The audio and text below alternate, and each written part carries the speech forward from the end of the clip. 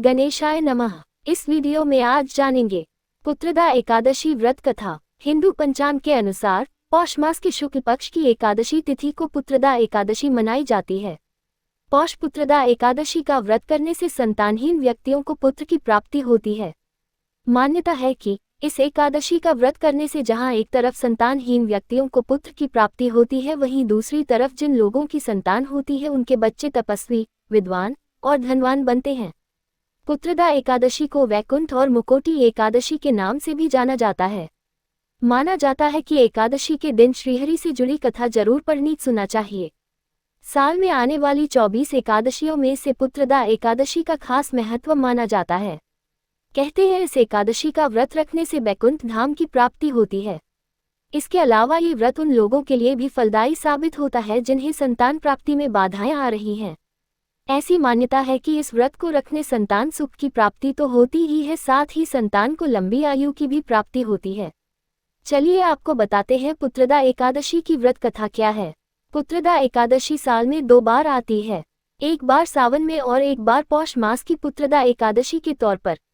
इस दिन व्रत रखने से संतान संबंधी दिक्कतें दूर होती हैं। पौष पुत्रदा एकादशी पूजन विधि।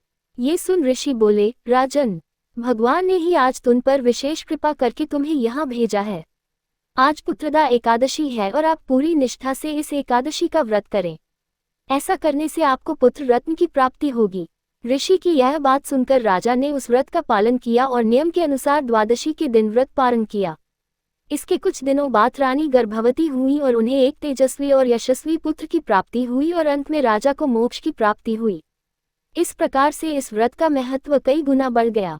पौष पुत्रदा एकादशी पूजन विधि। पौष पुत्रदा एकादशी का व्रत रखने वाले श्रद्धालुओं को व्रत से पूर्व दशमी के दिन एक समय सात्विक भोजन ग्रहण करना चाहिए। व्रती को संयमित और ब्रह्मचर्य का पालन करना चाहिए। प्रातःकाल स्नान के बाद व्रत का संकल्प लेकर भगवान का ध्यान करें। गंगा जल, तुलसी दल, तिल, फूल, पंचामृत से भगवान नारायण की पूजा करनी चाहिए। इस व्रत में व्रत रखने वाले बिना जल के रहना चाहिए। यदि व्रती चाहे तो संध्या काल में दीपदान के पश्चात फलाहार कर सकते हैं।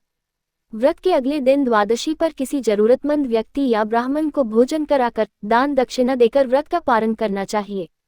पुत्रदा एकादशी व्रत कथा। पौष पुत्रदा एकादशी की पौराणिक कथा अनुसार भद्रावती नाम की एक नगरी थी। इस नगरी पर सुकेतुमान नाम का एक राजा राज करता था। राजा सुकेतुमान के कोई पुत्र नहीं था। उनकी पत्नी का नाम शैव्या था। पुत्र न होने के कारण रानी शैव्या हमेशा चिंतित रहती थी। राजा के पिता भी इस बात को लेकर बहुत दुखी रहते थे। वे रो रोकर अपने पिंडदान का विधि विधान करते थे और सोचते थे कि उनके बाद कौन उनके लिए पिंडदान करेगा। राजा सुकेतुमान के पास सब कुछ था, भाई, बांधव, धन दौलत, हाथी, घोड़े, एक विशाल राज्य और कई योग्य मंत्री। लेकिन इन सब के बावजूद भी वह संतुष्ट नहीं थे। वह हमेशा यही सोचता था कि जब वह मर जाएगा तो कौन उसके लिए पिंडदान करेगा। बिना बेटे के वह अपने पूर्वजों और देवताओं का कर्ज कैसे चुका पाएगा। जिस घर में बेटा नहीं होता वहां हमेशा अंधेरा सा छाया रहता है। इसलिए उसे बेटा पैदा करने की बहुत इच्छा थी। एक बार राजा ने जीवन के संघर्षों से हारकर शरीर त्याग देने का मन बना लिया, किंतु आत्महत्या को एक घोर पाप समझकर उसने इस विचार को त्याग दिया। मन में उठने वाले प्रश्नों को लेकर वह अपने घोड़े पर सवार हो अरण्य की ओर चल पड़ा।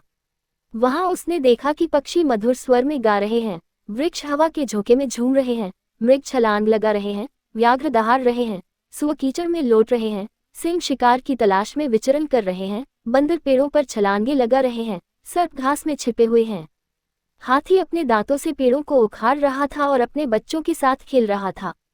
इस जंगल में इधर उधर गीदड़ अपनी भयानक आवाज निकाल रहे हैं और उल्लू भी अपनी डरावनी आवाजें कर रहे हैं। जंगल के ऐसे दृश्यों को देखकर राजा बहुत गंभीर होकर सोचने लगे। आधा दिन बीत गया पर वे समझ नहीं पा रहे थे कि उन्होंने इतने सारे यज्ञ किए, ब्राह्मणों को अच्छा भोजन खिलाया, फिर भी उन्हें दुख क्यों मिल रहा है। राजा प्यास से व्याकुल होकर इधर उधर भटक रहा था। सूरज की तपिश से उसकी प्यास और भी बढ़ गई थी। थका हारा राजा जब एक सरोवर के किनारे पहुंचा तो उसकी आंखें चमक उठी। कमलों की सुंदरता और जलपक्षियों की मधुर चहचहाहट ने उसके मन को मोह लिया। सरोवर के चारों ओर मुनियों के आश्रम थे, जहां से वेद मंत्रों की गूंज आ रही थी। जैसे ही राजा ने इस शांतिपूर्ण दृश्य को देखा, उसके दाहिने अंग फड़कने लगे। शुभ शकुन मानकर राजा घोड़े से उतरा और मुनियों को प्रणाम करने लगा। राजा को देखकर मुनियों ने कहा, हे राजा, हम बहुत खुश हैं, तुम्हें क्या चाहिए, बोलो। राजा ने पूछा, आप कौन हैं और यहाँ क्यों आए हैं? मुनियों ने जवाब दिया, आज एक खास दिन है, पुत्रदा एकादशी। हम देवता हैं और इस तालाब में स्नान करने आए हैं। राजा ने विनम्रतापूर्वक कहा, महाराज, मेरा हृदय संतान के अभाव में व्याकुल है। यदि आप मुझ पर कृपा करें तो मुझे एक पुत्र की प्राप्ति का आशीर्वाद दें। मुनि ने आशीर्वाद देते हुए कहा, हे राजन, आज पुत्रदा एकादशी का पावन अवसर है। आप इस व्रत को पूरी श्रद्धा से करें। भगवान निश्चित ही आपकी मनोकामना पूर्ण करेंगे। मुनि की बात सुनकर राजा ने उसी दिन एकादशी का व्रत रख लिया। अगले दिन द्वादशी को उन्होंने व्रत तोड़ा और मुनियों को प्रणाम करके महल लौट गए। कुछ समय बाद रानी गर्भवती हुई और 9 महीने बाद उनके एक बेटा हुआ। ये राजकुमार बहुत बहादुर, प्रसिद्ध और अपने लोगों का ख्याल रखने वाला था। श्री कृष्ण ने राजा से कहा, हे महाराज, अगर आप पुत्र चाहते हैं तो पुत्रदा एकादशी का व्रत करें। जो कोई इस व्रत की कहानी सुनता या पढ़ता है वह स्वर्ग जाता है।